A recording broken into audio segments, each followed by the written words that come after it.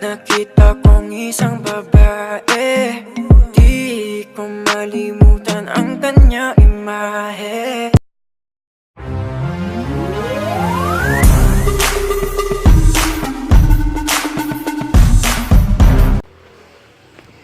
Hey, what's up? Welcome back sa aking channel, guys.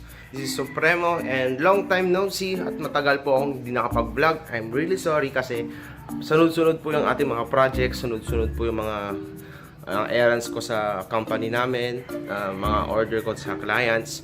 And right now, mag-unbox tayo ng, sa wakas, nakabili na rin ako ng monitor kasi pinagtitiisan ko yung 15 inches na monitor ko dun sa bago nating unit, which is siguro nakita nyo na siguro sa aking mga Facebook post na nabuo ko na yung aking dream or yung term na lang na yung pinano kong unit noon way back January. So nandun yung mga box niya, bali na-assemble ko na siya ngayon. So sorry kung naging busy ako dahil nilason ako ni Sir Tom Bermore na sumali pa ng rig show. At thankfully nanalo po tayo sa rig show ng isang major award at isang minor award. So yun. So right now gusto ko lang isingit dito sa aking channel na i-unbox ko na rin to. Baka ito na lang yung una kong i-upload instead sa mga tambak na videos na na-record ko na lately.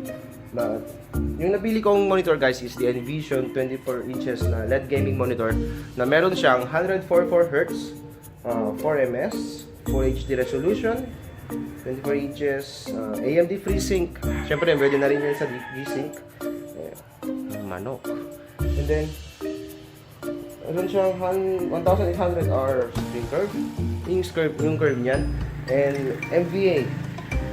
So, let's go.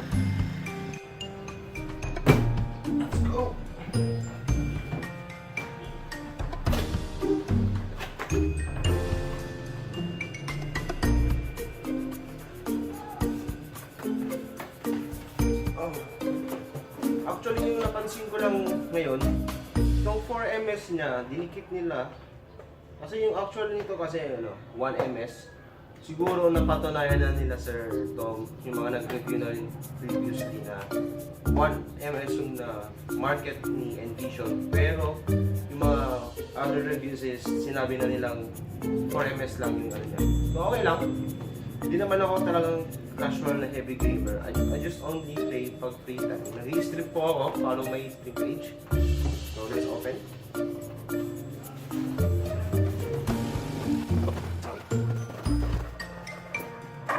Whoop! Okay. So pag open nyo pa lang, guys, ingat lang pag bibili nyo ito. Yung mga screw niya, nakaseparate na dito. Lakas na muna natin.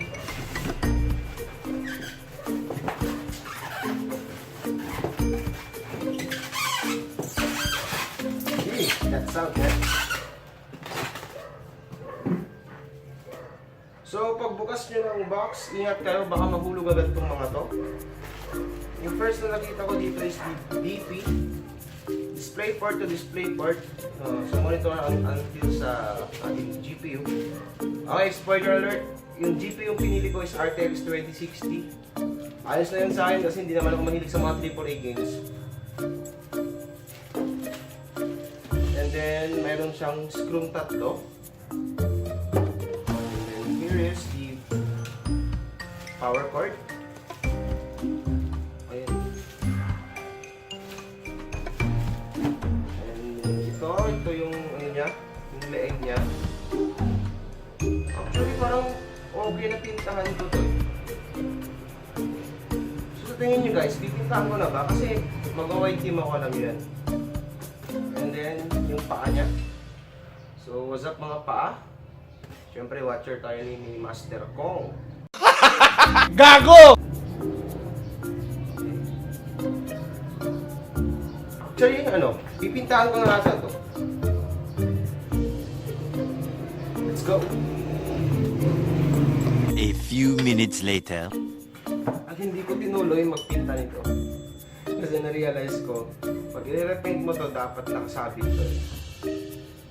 Pag pinintahan ko ditong bigla, kung i-cooping ko, tapos pipintahan ko ulit, syempre, yung dumi, kakapit sa pinta.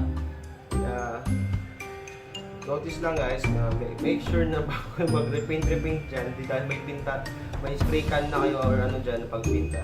Magpipintahan nyo na agad yung mga gusto nyo pintahan. So, hindi ko na muna tinuloy. Siguro tanggalin na lang ulit natin next time pag mag-repaint. Kasi sayang din eh. So, ito yung paa niya. May rubber feet siya. Pero, okay sana pag buo na lang ng madaming rubber feet.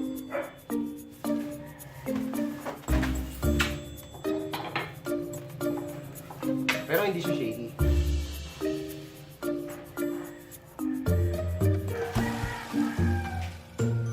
Yung display port. Ito naman yung power cord. Ito yung neck niya. Yung neck niya ipapatayo natin yan dito. Tapos kumapit lang. Kumapit. Okay. 3, 2, 1, go. Baliktad eh. O yan eh. Oh shit. Black red talaga yung niya guys, yung accent niya. So dito sa likod, naka-declare na rin dito na warning machine high pressure. In order to avoid electric shock, do not open the display on your own after the shell. If an exception, when the black. Ano pa nagbabasa ng mga ganyan?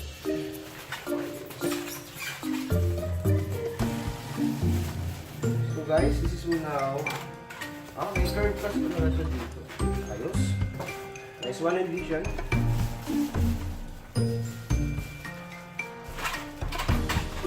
This bag is not a toy. Avoid dangers suffocating. Gamit-gamit ito guys. Mga may baby dyan. Huwag kayo mag-unbox lang dyan. Ay, nakita kong isang babae. Di ko malimutan ang kanya imahe. Kakapten parang ang repaintan.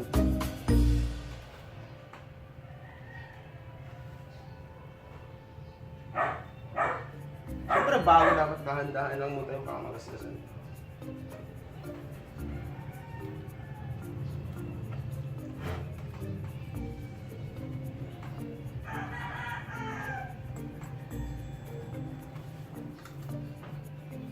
Pakit mo muna natin.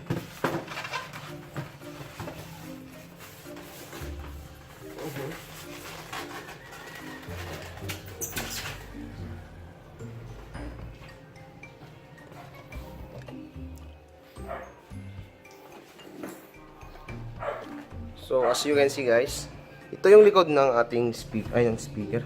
May sarili siyang speaker tong ating monitor, kaya ayos din. And yan yung paa niya.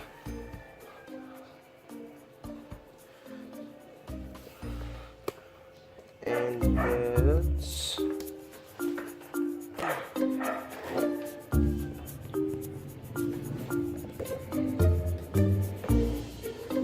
go. First thing we need to do is ilagay natin dito siguro. Shoot ba? Ayos. And then dahan-dahan din natin ipasok to. Tapos na. Yun na yung monitor natin. So I recommend it sa mga kagaya ko na hindi mo naman din talagang mag-ayos ng mga ganito. But one thing I learned in life is huwag kang matakot na i-try yung mga iba-ibang bagay kasi magkamali ka man, at least matututo ka. Pero huwag naman lahat ng bagay gawin mo.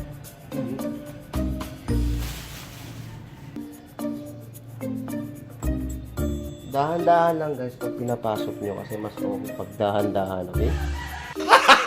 Gago!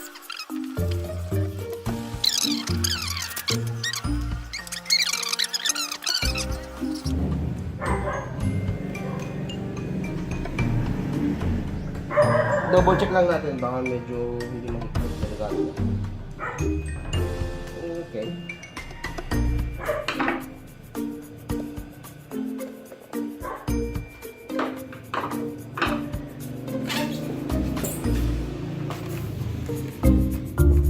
like it. Actually, yung 27 inches yung type ko, kaso di kasya ng budget ko, kaya nag 24 inches na ako. For 1080p lang naman eh.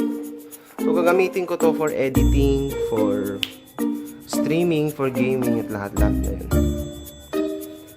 Ayos ba? Yan. Let's now have a photo shoot. In 3, 2,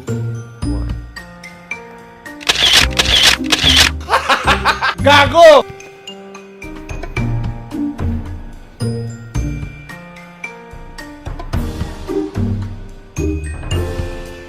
Ba't tayong mag-on? Tayong mag-on.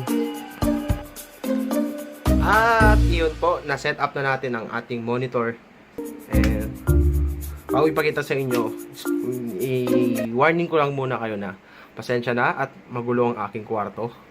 Kasi hinihintay ko pa lang na dumating yung aking table na pinagawa ko. And here's it. So, ito na po yung ating Nvision na monitor. So far, wala akong issue. And mas nag-a-adjust lang yung mata ko sa kulay niya. Kasi actually, mas makusnaw yung dati kong gamit. Ito yung dati kong gamit, which is 15 inches lang. Na 760 ata to, or 720. So, overview, hindi naman ako ganun kagaling mag-review ng monitors, kaya quick perspective lang or quick opinion lang na the bayad niya na 8,500. Sulit na po yung bayad nyo. At 144Hz tong monitor na to. Hindi ko kasi alam kung paano natin i-record na 144Hz. Kasi hindi naman ako ganun masyado kateki. But hopefully soon mas masanay ko ang pagre-review ng mga products. So that's it. That's the unboxing for the Nvision 24 curved monitor. And that's it.